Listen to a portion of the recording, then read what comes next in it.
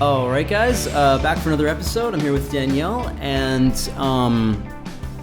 lots of fun stuff going on in the industry today. I just wanted to start by addressing the audience or the audiences to this channel. I want to thank the new people for coming on for the gaming videos that I've been putting up, which is cool. So I guess there's kind of a degen following coming in. But I'm hoping that people who are involved in that space can also sort of learn something from being also involved in the wider discussion of the industry, what's happening, which is what we like to do here today. As people who do watch these episodes of this podcast, Danielle has a different philosophy than I do as far as like her investing. She does the more mainstream coins, takes profits readily, and makes a really cool income out of it. And I sort of dig into the weirder spaces. But today we're going to talk more about the industry, what's happening with the markets right now that have taken a pretty significant dip at the moment, and future prospects and stuff like that. I just wanted to start out by saying that the crypto hearings the other day were pretty interesting, and I guess pretty positive overall for the crypto space, because what they sort of took away from it was the majority of the opinions there from legislators and congressmen were like, we need to start looking at crypto legislation not based out of fear of the unknown, but based out of an embracing of learning new financial technologies. So I think that's pretty cool that they took this attitude, and it's very bullish for the development and the support of crypto going forward in the U.S. And it also presented a bull case for the U.S. dollar because I can't remember. There was a lot. It was 5 hours, and I didn't watch the whole thing, but I saw highlights. There was a mention of the idea that the most common stablecoins are U.S. dollar stablecoins, hopefully tethered to the U.S. dollar.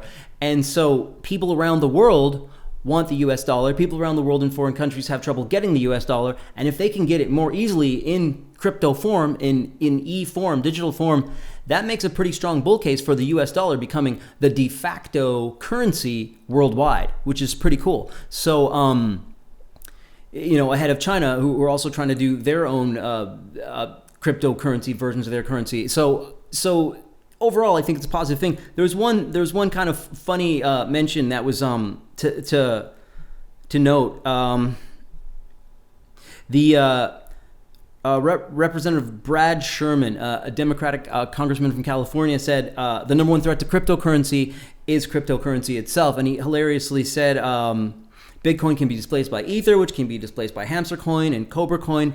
And then what can Mongoose Coin do to Cobra Coin? So I just looked up Mongoose Coin, and it definitely now does exist. And it did pump like thousands of %. So I guess we missed that boat, but I probably wouldn't recommend buying Mongoose Coin.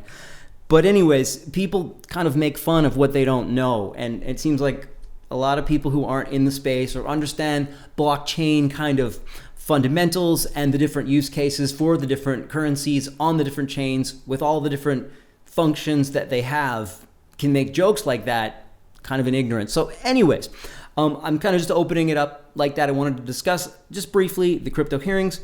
But then I want to pass this over to you, Danielle, and maybe start to begin discussing what's going on with this current dip, where we're at, what are the predictions, what's happening, what are your opening thoughts on the market right now today? Well, Maxine Waters was the representative. Yeah, she's a California Dem, and she led up the committee as part of an effort to understand the fast-growing digital assets community. So basically, the people that are on the Hill are trying to catch up with something that's been already in effect going on for 12 years. So now they're like racing to catch up. AOC, whether you love her or hate her, did say this will be a radical shift in finance and a reshape of the banking industry. I'm not politically aligned with her ideologies, but I will tell you one thing. She's younger, and therefore she understands it more. It seems to be, the younger generations are the ones who are embracing it in the government at the Congress level, I think.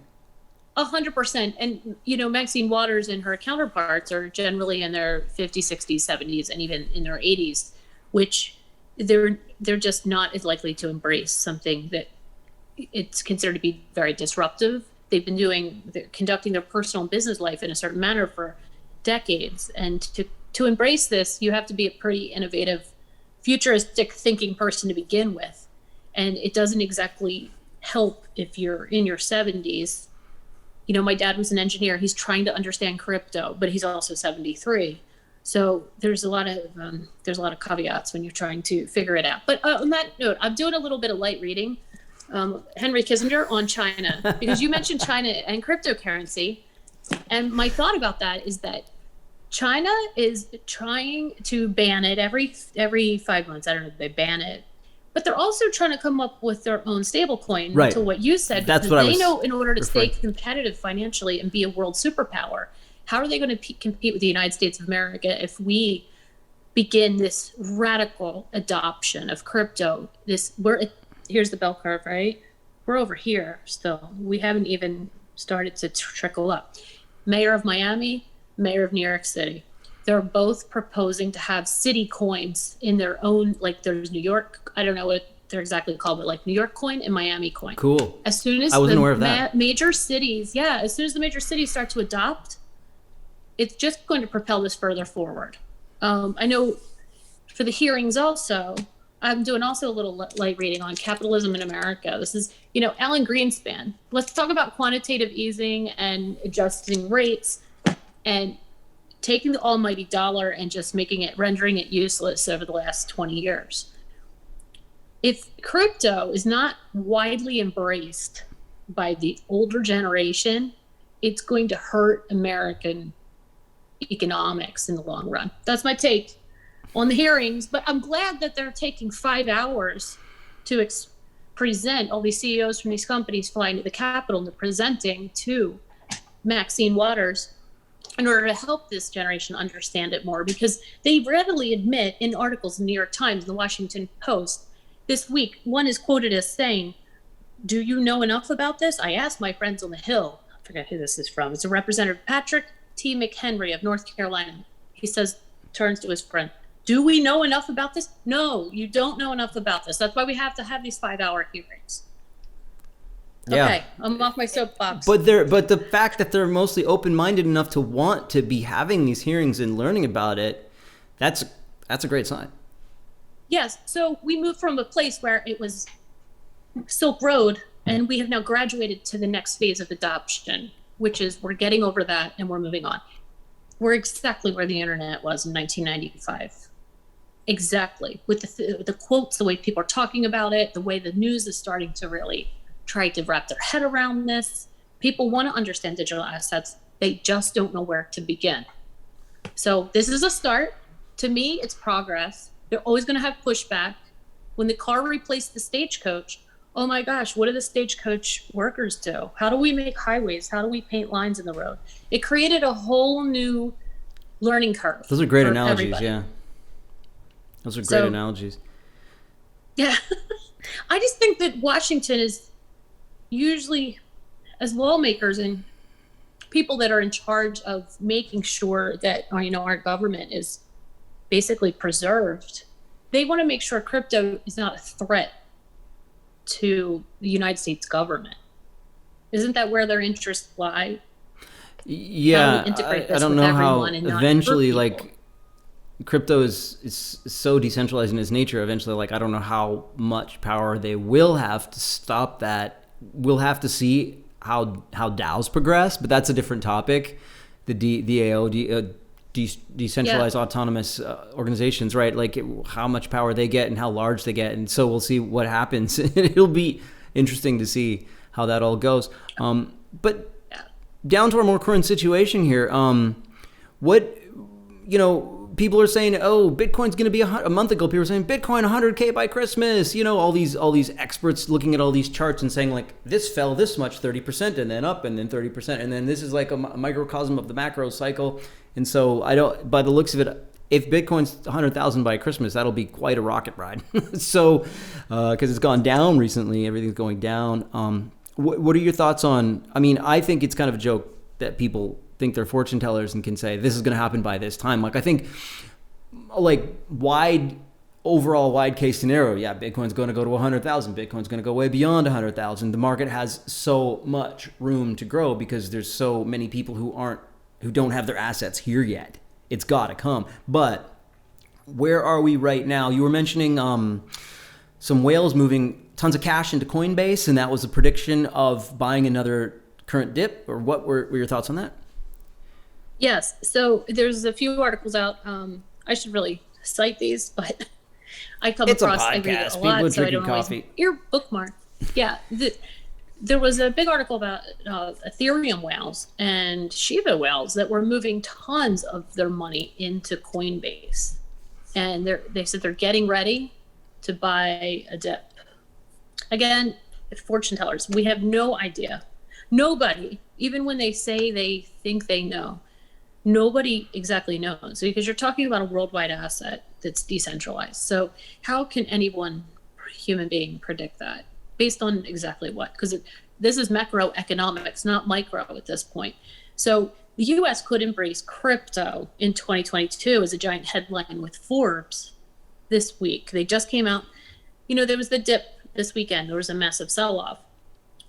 Forbes, always bullish, comes out with this article, and they're basically saying that because there was a worrying bubble warning, they're getting ready for, I think it's a super cycle. I keep thinking we're going into a bear market, but we don't know. So describe this. You describe this super cycle format. Do you know the overall pattern? Yeah. So it's basically we hit a giant peak back in May. Right. And normal cycle would have just dipped back down and went dormant for a year and a half. And when I say dormant, I mean we're talking losing goes to sleep 80 to 90% of the value of every asset. Nuclear winter, it's just dead, right? Yeah, and then it doesn't reawaken until the next surge of popularity. And basically there's about a year and a half of bear. This bull market's been going on now since March 2020. It dipped, but that was because of the pandemic. But it's been steadily going up for 2 years now, with the exception of that dip. And if it keeps, a lot of people predicted. Actually, your favorite YouTuber, Alex Becker, he said he was the only one on YouTube to say this is a crash in July. This might be it. This might be close up shop for a year and a half. Go on vacation. Come back when the next cycle roars its bull horns again. And it sure was a pretty big crash, but it wasn't the end of the cycle, because then Bitcoin went up above that previous high 6 months later. So here we are now. We're coming off that high of $69,000 a couple weeks ago. And now the question looms, but then Forbes puts up their super bullish article. A lot of people look to Forbes as a reputable news, financial, help me out here. Like an authority. Sure. I mean, I tend to. Yeah, an authority. Yeah. Right, like a leader in the financial world. And when I see them write these articles, I have to wonder if we're in for a super cycle, which could be like 2 or 3 years, or whereas the volatility was like this. Yeah, I'm almost wondering if there's enough like this hype and buzz overall. To my defense, though, I think back to Becker, I think he's one of your favorite YouTubers too. So I think he's just so comical and crazy that I think a lot of people just watch him for the fun of it, whether they or not they believe his predictions are going to be right. Anyways, but as far as the super cycle, and as far as the cycles, I'm almost wondering if there is going to be this bear market that everybody predicted, or if we're kind of going into a more stable parallel set of asset classes here to the stock market, where things go up. There's boom and bust cycles, but there's not these devastating volatility, complete cataclysms. I don't know. I mean, it almost seems like now we're not going to get those anymore. I mean, again, I don't want to be a fortune teller, and I'm not a chart reader like some of these guys who know these really insane chart metrics, technical analysis. But yeah, are you guys out there? Like, what are your predictions? I think we wanted to ask this. Like, I mean, there's a lot of Bitcoin maxis out there, and usually the older guys, but like a lot of the degens just hate Bitcoin. Like, I don't really have any Bitcoin. I think I have it just sitting somewhere in a wallet, like a couple bucks worth, but I never had Bitcoin. I just had the other ones. So there's Bitcoin maxis out there who are just like, Bitcoin is the only one. It's the only true decentralized, immaculate conception crypto, and nothing can ever, there's that whole old school philosophy. They're almost like the boomers of crypto. And then there's other people who are just like, Bitcoin, screw Bitcoin. I don't give a crap about that stupid thing. And Ethereum's going to flip Bitcoin, and which is a lot of people are saying. Well, I think the market cap of Ethereum is about half of Bitcoin right now. And if you look at the performance between the two coins, ETH has been outperforming Bitcoin, like per cycle, per amount of time. So a lot of people that I speak to, they say it's just a matter of time before ETH flips Bitcoin as far as total market cap and becomes the king coin. So interesting perspective. Like maybe the Bitcoin cycles don't matter anywhere near as much as the rest of the crypto, cryptoverse is concerned. But sorry, go ahead. No, I'm just like asking people what are your price predictions on Bitcoin? What are your price predictions on Ethereum? Overall in the market, what do you guys think? Throw them down in the comments. Let's hear what you guys think. Well, let me talk about some of the predictions I've seen and read about. A lot of people are saying 100,000 for Bitcoin by the end of this year. I'm happy if it reaches 100,000 in the next 2 years, and I'll tell you why. The growth from just last year alone. Last year today, Bitcoin was not even 18,000 yet. It had not hit its peak yet. It would in January, like the highest ever. To match the 2018 price, it was just about starting to tip around Christmas, and then it went like parabolic after New Year's. I don't know how much more people want out of Bitcoin, because if it goes to 100 grand by the end of this year, I mean, that would be nothing short of a miracle. I think it would take some mass adoption on a corporate level. Like, for example, say, how Jack Dorsey, Square, adopted, and they adopted Bitcoin. They bought a ton of Bitcoin. He made it very public. If somebody like Walmart were to come in and mass adopt Bitcoin, like say they're using it for their balance sheet, basically, which, again, older conservative company, I don't see that happening anytime soon, but just the ability. Don't they have Bitcoin? Don't they have Bitcoin ATMs in Walmarts? I think they do. I don't know that. I thought they did. That's a good question. You mean like an ATM that sells Bitcoin? Well, yeah, where you could do your Bitcoin, you buy your Bitcoin on the. I thought they had them in Walmarts. Maybe they don't. I know they have Coinstar. It was like having a weird dream. I don't think. But my whole point about Bitcoin is I think that there is a predicted price of 100 grand, but I don't see that happening by the end of this year. No, I don't either. At the same time, people are saying Ethereum is going to be worth 20,000 a piece by March 2022. I think we're under 4,000 today.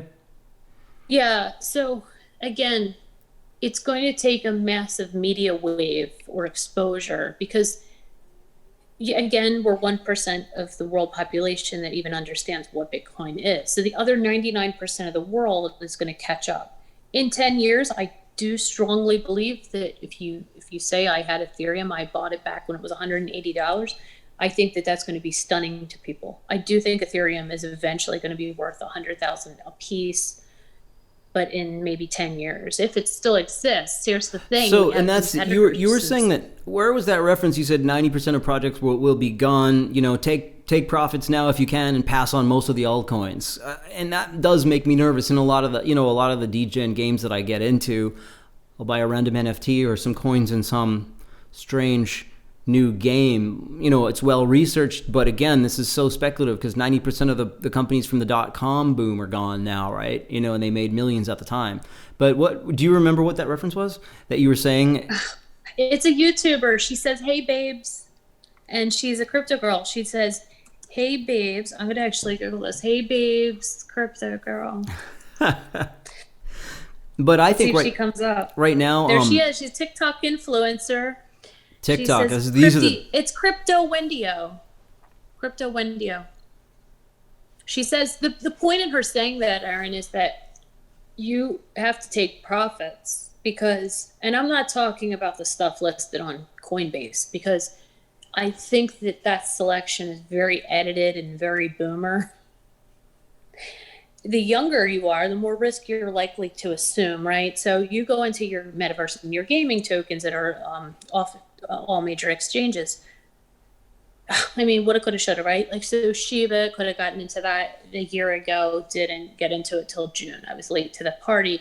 But so there is risk, but there was massive upside. So you maybe balance. My advice on this, and no, not financial advice, but if you have a crypto portfolio, you might want to definitely do some projects that are off the beaten path, but then keep like part of your portfolio in a conservative place on Coinbase, which is most of Coinbase. Tezos, Ethereum, Solana, NFT-based chilies for sports, which I think when that hits, it's going to be just like ginormous.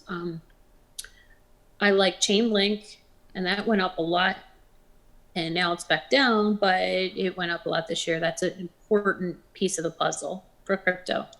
Speaking of projects that are speaking of Coinbase, you did say that there was another article saying that was one of the Coinbase CEOs, and I don't even know who the Coinbase CEO is because I don't pay attention to everything. Brian Armstrong. Yeah, he was saying that. What, were you saying that what's his criteria for passing a project that gets greenlit on there? So basically, from what I've read and what I understand is that Brian Armstrong is he loves crypto and obviously runs one of the largest exchanges on the planet, but he very carefully vets the projects that make it onto his exchange. For having like a really mainstream adoptable use case or something like that. Like a solid problem solver. Right. Okay. No Doji. Although I think they did list Doge, but don't they have silly coins on there? So yeah, maybe. But no, I think SHIB is going to be used now with AMC and a bunch of other coins are going to accept too. So they were saying that's a bull case for SHIB.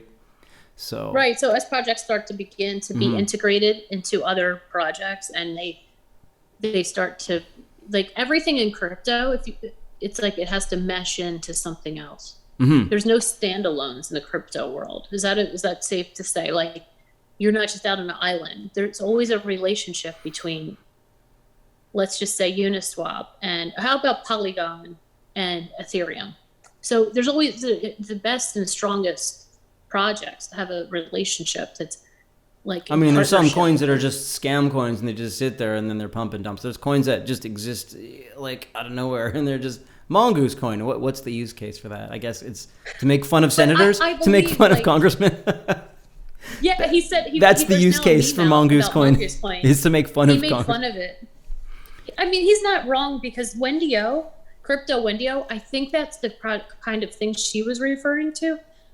I believe it wasn't all crypto projects. I think she's talking about like the things that are floating around out there that. I mean, honestly, do you really think that Alex Becker's coin is a thing that, like, what does it even do? It's like, almost like he makes it as a joke, really. No, BYTES is used it's going to be used in their metaverse, and it's going to be used to exchange NFTs within their platform and stuff. And I actually was looking at BYTES the other day, and it was at 100, like it was at 90, and it was at 140, now it's at 105. I think I might get some soon. The stupid ETH fees are like, still so ridiculously high right now. I wanted to swap some BYTES this morning, and I think the gas fee that I was looking at it, when I was looking at it, was like 160, and I was like, I don't want to do this right now. I don't feel like paying 160 in fees. When is ETH going to solve this? I know. No, and that's why that's what frustrates me about ETH. When ETH 2.0 comes in, it's not going to solve the gas problem, but it might reduce it fractionally. So again, people are using the side chains, or people are using Polygon instead on OpenSea when they introduce their NFT collections, because ETH is such a pain in the butt for so many people who aren't of like the like horse riding, tea drinking class, and they actually have to work for a living, and it's like I have to pay 1 week's salary just to make this transaction. You know what I mean?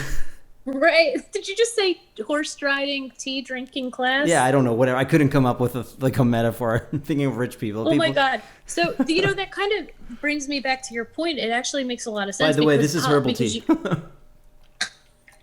Well, you were saying earlier that before we started taping today, you were saying that money is moving. When there's a dip, money tends to move into altcoins and into NFTs. And I believe the floor prices of NFTs right now are going up. Like it's been happening over the last, like major NFT collections are rising. Right, that makes sense because Polygon hit a high this week. Mm-hmm. And you were saying that people are using Polygon to go over and use it on OpenSea to introduce their NFTs. So that's to why reduce gas costs, exchange costs. People don't want to sell an NFT and have people pay $200 just to get the thing. That's why Poly spiked, because right now there's more attention in the NFTs because people think they're going to make more money in NFTs than the old granddaddy Bitcoin. Oh, I got to wait 10 years to make my million. I want to make my million today. It's like the new ethic of the new generation. I want my Lambo. I want it now and I want it free. You know? But you know what's so crazy? So after 10, 11, 12 years, there's already a generational rift inside of crypto, which is like mind-blowing. Well, there's boomer coins, and then there's the new coins, the degen coins, right? You know? Oh my God, we should start a coin called Gen X coin. It probably already exists. Probably not, because Gen X is the generation that hasn't adopted, but maybe that's a good marketing idea. Wait, why? Why hasn't Gen X adopted it?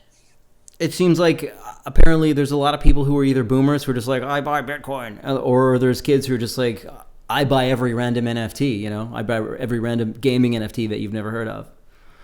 I just got my Evaverse yesterday because Evaverse, the Evaverse game, they're dropping their hoverboards today. So if you're a Generation 1 holder, I forget the name of it, New Arrival or something like that. I'm drawing a blank, but the first generation of the NFT heroes in the Evaverse ecosphere is getting dropped. The free hoverboards today, so I got to check my wallet and see if I got my free hoverboard. Cool. Can I ask you too, like the Gen X adoption rate? Like there's only 4 of my friends out of, I did like a little case study on Facebook, and I asked people, if you understand what crypto is, can you just say yes or no? Like I did this 6 months ago. Only 3 people that I know out of almost 1,000 even know what it is. So guys, you're right about the Gen X buy now, thing. become rich really later. Just wait. Hodl. So you wanted to talk about the mayor of NYC centralizing, like making sort of like U.S. centralizing is a bad word because I don't want to like mix it up with central and decentralized, but putting like New York as like a central hub as far as crypto, like a powerhouse, and putting it into the educational system. I think you were saying. Yes. So the new mayor-elect, he is going to take over. Bill de Blasio is still in office, but in New York City. Unfortunately. Eric Adams is the New York City mayor who he won the election in November. So he is very bullish on Bitcoin and on crypto in general. He wants to create a hub, a centralized place for crypto, like a home. And he wants that home to be New York City. So in conjunction with that, he wants to introduce crypto lessons and education in New York City public schools. That's cool. That's good. Which I think it's very interesting because it would create like cyber financial literacy, digital financial literacy in a huge city with a lot of kids. The ripple effect would be interesting. It would be the first major city in the United States to adopt crypto on an educational level. I mean, we teach our kids a lot of things, but do we teach them how to embrace the technology that could give them financial literacy for the future? Right now, adults are using it in a myriad of ways, but for kids, it might be their future exchange, their way of commerce, because it's on a worldwide scale. Web 3.0 is not going away. And I'm so glad that they addressed that in the Capitol this week, because it's not fading. It's getting stronger with every cycle. It might be it's here to stay. A good kind of way to sum it up, you know, that as we talked about opening it out with the hearings and then saying how, you know, it's here to stay. There's this dip right now, may turn into a crash, may not, but long-term maxi, long-term bull case, I think it's becoming more evident as time goes on. Yeah, and can I just comment on your thing about the Bitcoin maxis? Go for it. Too. You know, they're always like, oh, well, that, you know, the Bitcoin maxis are people that just believe in Bitcoin and nothing else, right? So they say they're unanimously Bitcoin. I don't believe that's true. I think Bitcoin was the foundational layer that created the technology upon which every other company has been built. Without the original, the granddaddy of crypto, you wouldn't you couldn't have Ethereum. I wasn't So saying the that you were a progression- Bitcoin maxi. I wasn't implying that. No. I know you're just like when somebody says Bitcoin maxi, I feel like that the explanation. It took me a while to understand. Like Max Kaiser, he's a massive Bitcoin maxi. He's all Bitcoin. He's not about. Well, it's he in his calls name. The rest of them beep coins. And I just did you just edit that out? And you edited it out yourself. I don't believe everything else. I think it's becoming an ecosystem. So Bitcoin was the jungle floor, and now everything else is being planted and coming up. And now we're adding the animals and the waterfalls and everything else. We're just not done with the jungle, the Wild West jungle that crypto is. Just watch out for the poisonous snakes. Oh, well, that would be Squid Game coin. The rug pull coins. That would be rug pull. Spaceport. I actually recommended Spaceport. I listened to an interview. The CEO seemed wonderful, and the game was playable, and people were earning money on this game, and then they just pulled it, and people lost all their money. Spaceport TO. It's gone now. So what happened? I think the founder just started like pulling astronomical amounts of money out of the ecosystem. And then the coin price tanked. And then also he started doing these weird, he was holding the funds so that people couldn't withdraw. You can look it up on YouTube. There's a bunch of videos made of people who lost like, several $1,000 putting it into Spaceport. And the game was cute. It was fun. It was like a retro video arcade game, but it was a rug pull, and it's gone now. And I think he did something with locking the funds and like having there was like a 90% withdrawal fee he put on or something like that. It was ridiculous. Anyways, an aside. Well, that actually makes sense in why people become Bitcoin maximalists, because there is no one person that can pull a rug. Bitcoin is not one person. And that's one of the arguments for that case. Yep. It's actually, Bitcoin is not subject to human greed. It can't be, because how do I explain this? Bitcoin can't be, because there's no one person behind it. No one can control enough of it for that to happen. Exactly. So there's no central control. It's controlled by every participant. When I release Petacoin, I will only control 90% of the coin, guys. So you can relax.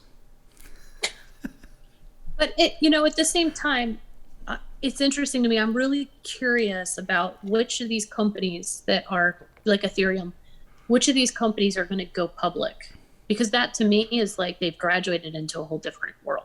Once they go public and there's stocks offered on a company, no, I don't think there's any public crypto company outside of Coinbase as an exchange. It's not even.